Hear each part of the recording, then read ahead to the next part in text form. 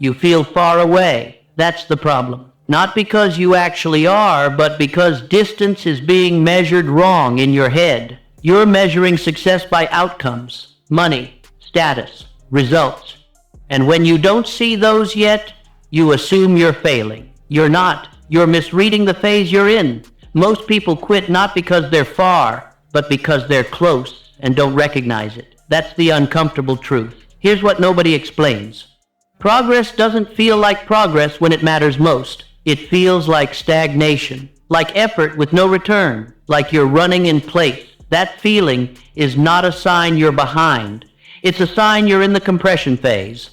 The phase where effort piles up quietly before it releases. And this is exactly where most people leave, because there's no reward yet, no signal, no proof, just resistance. You mistake silence for failure. That mistake costs people years. Let's be blunt. If you were truly far from success, things would feel easy. You wouldn't feel tension. You wouldn't feel pressure. You wouldn't feel doubt. Those sensations appear when you're approaching a threshold. When the system starts pushing back, success has friction. Comfort doesn't. That's the first thing you need to understand. Now let's talk about the lie your brain tells you. If this were working, I'd see results by now. No, if this were working, you'd feel uncertain, tired, and tempted to quit. Because growth is not linear. It stacks invisibly, then releases suddenly. Most people quit in the invisible phase. They think nothing is happening. Everything is happening, just not where you're looking. Now let's talk about effort. You've been working, learning, trying, but because outcomes lag, you've started doubting the direction. You're asking, am I wasting time? Is this the wrong path? Should I switch again? Those questions don't appear when you're failing. They appear when the stakes rise. When commitment is about to matter, your mind wants an escape hatch. That's fear, not logic. Now, here's a truth most people never hear. The closer you get to something meaningful, the louder resistance becomes, not quieter. Resistance is a distance sensor. It increases as you approach a breakthrough. When you were far away, resistance was low. You could dabble, half commit. Quit easily. Now it's heavier, because quitting would actually cost something. That's why it feels harder. Not because you're failing, because you're approaching a point of no return. Now let's talk about timing. You think success should show up gradually. A little win here, a little validation there. That's not how it works in most cases. Most real progress is backloaded. Long periods of nothing, then rapid change. This is why people say things like overnight success. It's never overnight. It's years of invisible stacking, followed by a short, visible release. You're in the stacking phase. That phase feels thankless, lonely, unglamorous, and it messes with your head. Now let's talk about comparison, because this is killing your perspective. You're comparing your middle to someone else's highlight, and assuming you're behind, you're not seeing their years of nothing, their doubts, their near quits. You're only seeing the release. That comparison makes you feel late. You're not late. You're just early in a phase nobody shows. Now let's talk about self-doubt. You think doubt means something is wrong. It doesn't. Doubt appears when something matters and the outcome isn't guaranteed. That's the exact condition for growth. If there were no doubt, there would be no risk. If there were no risk, there would be no upside. Doubt is not evidence of incapability. It's evidence of importance. Now let's talk about effort again. You've been consistent longer than you give yourself credit for. But because the reward hasn't arrived, you've discounted the work. That's dangerous. Discounting effort trains quitting. You tell yourself, it hasn't paid off yet. That statement ignores compounding. Compounding doesn't announce itself. It shows up all at once. If you quit now, you don't go back to zero. You lose the stacked progress you can't see. That's why quitting near the breakthrough feels worse later. Because you were close, closer than you knew. Now let's talk about identity. Right now, you're between identities. You're no longer the old version of yourself, but you're not yet the new one. That middle feels unstable, uncomfortable. You don't get validation from your old life anymore, and you don't get rewards from the new one yet. That identity gap is brutal, and it's exactly where most people retreat. They go back to what's familiar. Even if it's smaller, you haven't done that yet. That matters. Now let's talk about fatigue. You're tired not because you're doing too much, but because you're doing meaningful things without feedback. That drains energy faster than hard work with reward. The tiredness you feel is not burnout. It's delayed reinforcement fatigue. Your brain wants proof. You haven't given it yet. But that doesn't mean proof isn't coming. It means the system hasn't released yet. Now let's talk about the temptation to restart. This is huge. When people get close, they often feel an urge to change plans. New strategy, new direction, new goal. They call it recalibration. Most of the time, it's avoidance. Restarting feels productive. It gives relief, but it resets compounding. This is how people stay stuck for years while staying busy. They never stay long enough in one direction. You're feeling that pull now. That's not coincidence. That's proximity. Now let's talk about clarity. You think clarity comes before success. It doesn't. Clarity comes after commitment. You only see the path once you're deep enough inside it. Early on, everything feels foggy. That fog is normal. If you wait for clarity, you stop right before it appears. That's what most people do. Now let's talk about fear of wasted effort. This fear gets loud when effort starts to matter. If I quit now, I can pretend it wasn't serious. If I continue and fail, it means something about me. That fear makes quitting feel safer. It's not. It just postpones regret. People regret quitting near the breakthrough more than failing early, because early failure teaches, late quitting haunts. Now here's the brutal truth. If you were actually far from success, quitting would feel easy. You wouldn't feel this internal tension. You wouldn't feel pulled in two directions. You wouldn't feel tired but invested. Those sensations appear when something is forming, when your actions are starting to reshape identity, when walking away would hurt. That's closeness, not distance. Now let's talk about the pattern nobody warns you about. Right before things improve, doubt spikes, energy dips, confidence wavers. Not because things are about to fail, but because the old version of you is losing control. And the old version fights back. It wants comfort, predictability, safety. The new version hasn't fully taken over yet. So you feel split. That split is temporary, unless you retreat. Now let's talk about the cost of misreading this phase. If you quit now, you reinforce the belief.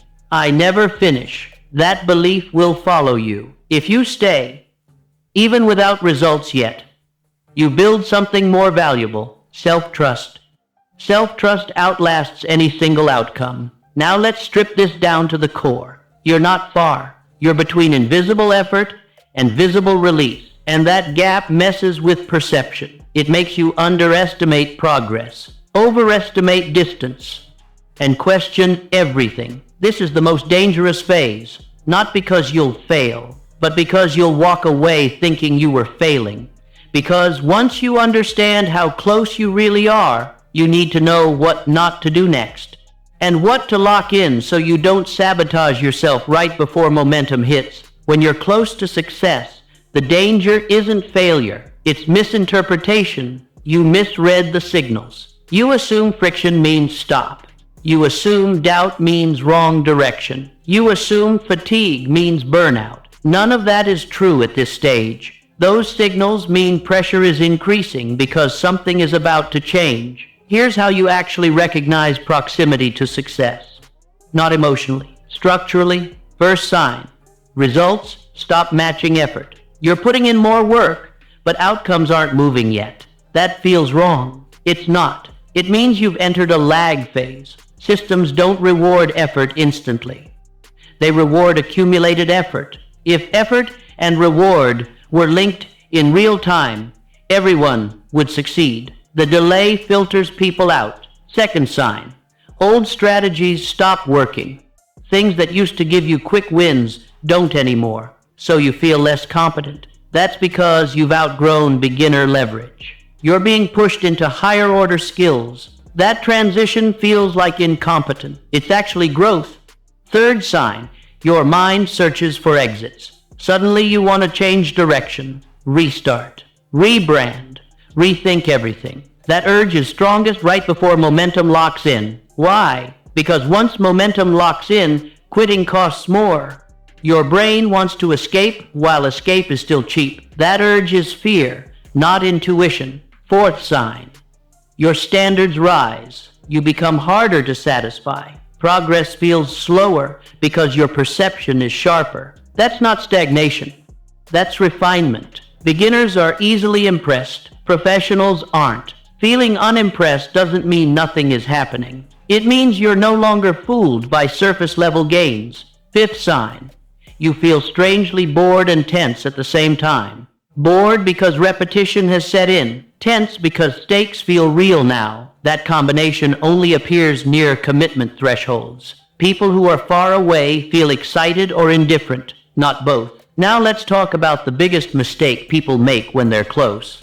They change the plan. They add complexity. They seek novelty. They look for the missing piece. There is no missing piece. There is only continuation. Changing direction near a breakthrough resets compounding. It feels active.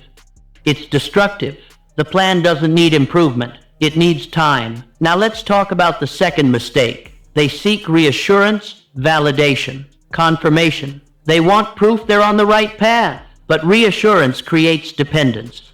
Dependence weakens resolve. High performers learn to operate without confirmation. They trust the process because they designed it, not because someone clapped. Now let's talk about the third mistake. They interpret fatigue as a warning. It's not. It's a signal that reinforcement is delayed. Fatigue doesn't mean stop. It means simplify, reduce intensity, protect consistency, lower the bar. But do not quit. Quitting throws away the stack. Now let's talk about the fourth mistake. They romanticize quitting. They tell themselves a story. I learned a lot. It wasn't aligned. It wasn't meant to be. Sometimes that's true. Often, it's a lie to avoid the discomfort of staying. If you quit, you don't just lose progress. You teach your brain a rule. Pressure means exit.